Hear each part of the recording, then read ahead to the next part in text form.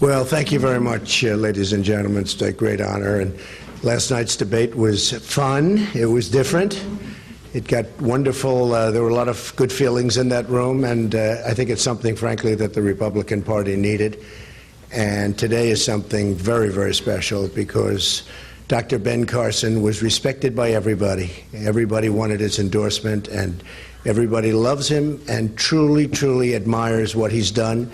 His life has been an incredible life. It's been an awe-inspiring life, and I just want to tell you that having his support really, I think it adds just total credence to what I'm trying to do and to what we're all trying to do. So I just want to introduce Dr. Ben Carson, special, special person, special man. Thank you very much. Okay? Thank you. Well, thank you, Donald. And you know, this whole process, getting involved in the political process was something that I never particularly intended to do. But, you know, I listened to the people, and it was really all about the people, and it continues to be all about the people. You know, it's not about the Republican Party or the Democratic Party. It's about the people of America.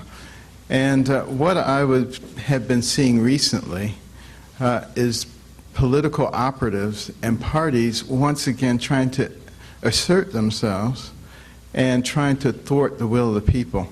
I find that that is an extraordinarily dangerous place to be right now. And, you know, I want the voice of the people to be heard. I want the political process to play out in the way that it should play out. And, you know, I think the Republican Party particularly would be very wise not to adopt let's stop this guy and let's promote this guy policy, but rather start thinking about what are the things that are going to be helpful for America. Right now, you know, we're in a process of going off the deep end. We're going off the cliff. We're fiscally irresponsible. We're hating each other. We're destroying ourselves. A house divided against itself cannot stand. We're failing to take a leadership position on the world stage. Now, some people have said, well, why would you get behind a man like Donald Trump? I'll tell you why. First of all, I've come to know Donald Trump over the last few years. He is actually a very intelligent man who cares deeply about America. There are two different Donald Trumps. There's the one you see on the stage, and there's the one who's very cerebral, sits there and considers things very carefully. You can have a very good conversation with him. And that's the Donald Trump that you're going to start seeing more and more of right now. And some people said, but, well, you know, he said terrible things about you. How can you support him? Well, first of all, we buried the hatchet. That was political stuff. And, you know, that happens in American politics. The politics of personal destruction, all that, is not something that I particularly believe in or anything that I get involved in. But I do recognize that it is a part of the process. We move on because it's not about me. It's not about Mr. Trump. It's about America. And this is what we have to be thinking about. I have found in talking with him that you know, there's a lot more alignment philosophically and spiritually than I ever thought that there was. He will speak to that, but you know, that actually surprised me more than anything, because I do recognize how a person's image can be greatly distorted, having been the victim of that. I probably understand it better than anybody.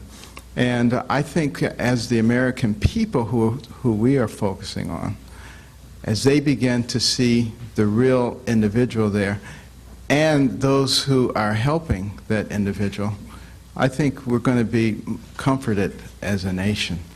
You know, we have to start working together. We cannot allow the agents of division to continue to separate us. As a nation, our strength is our unity. And we just have to sort of ignore those people who are always trying to stir up strife, And I'm appealing to some degree to the media as well. You know, you're part of America too, and should be interested in strengthening our nation, not in creating divisions, not in creating conflicts all the time. If we start having that American attitude, that American spirit that made us great, that took us to the pinnacle in no time at all, believe me, everybody will benefit from that.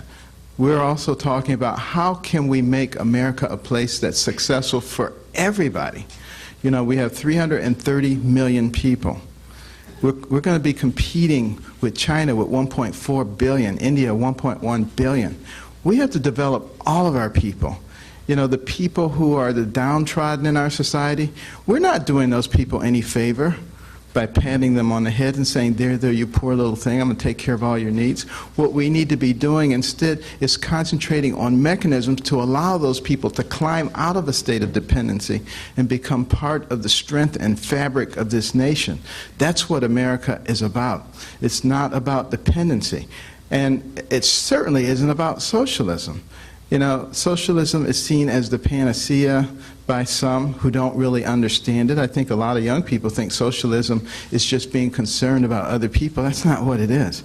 You know, it's cradle-to-grave government.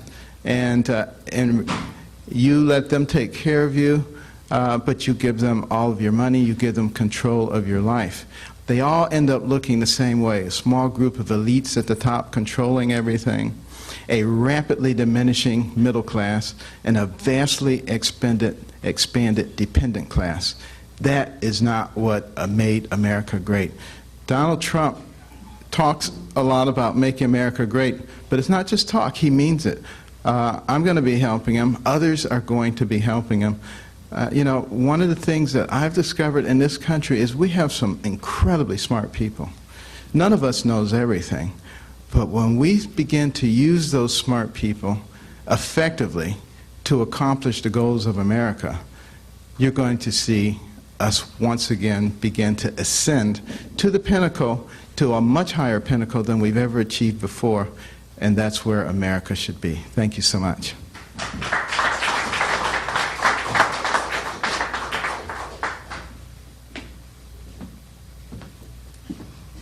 Thank you very much, Ben. And Ben and I were talking lengthily yesterday, and it was an amazing conversation.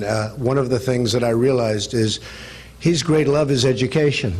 And he was telling me things about education, and it was so right on, and it was so good, and it's such an important element for our country. And I said, Ben, congratulations. You just have to get involved with us with education, because our educational system in the United States, as you've heard from my speeches, we're ranked at the bottom of the pack worldwide, and yet we spend the most money per pupil, by far the most money. It's not even close. Second doesn't even exist.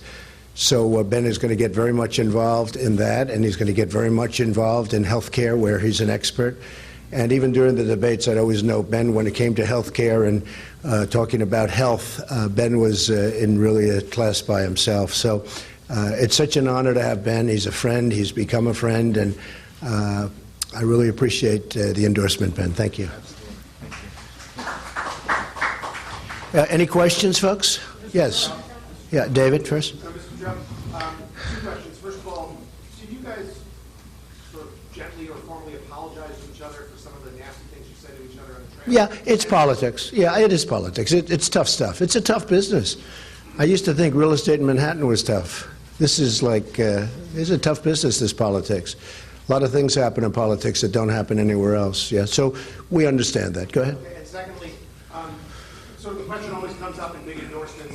Has there been any discussion between the two of you men, or any promises made about a position for Dr. Carson in your administration? No. Either as a running mate, as the Secretary of Public No, Services? and I thought it was lovely, because when Ben called, he didn't say, oh, would you do this, would you do that? He just wants to help, and he feels strongly about what's happening, and you see the kind of crowds we get. We get crowds that are amazing and record-setting. I don't think there's ever been anything like it. Well, I mean, it's on the cover of every magazine. There's never been anything like it. So Ben sees that, and Ben's going to have a big, big part, I can tell you. Ben, maybe Ben doesn't even know this yet, but Ben's going to have a big part. We want to keep that kind of talent. We want to keep. Yes? Mr. Trump, do you see Dr. Carson, playing a policy role principally for your campaign, or as a surrogate out on the campaign trail Yeah. And when he says there are two Donald Trumps, do you agree with that characterization? And do you amplify on it? I probably do agree. I think there are two Donald Trumps. There's the public version, and people see that, and I don't know what they see exactly, but it seems to have worked over my lifetime. But it's probably different, I think, than the personal Donald Trump. I think Ben would say that. Ben said it very well today. So perhaps there are two Donald Trumps. But, well, I'm somebody that is a thinker. I'm a big thinker. And I have my ideas, and they're strong, and, typically they've worked out.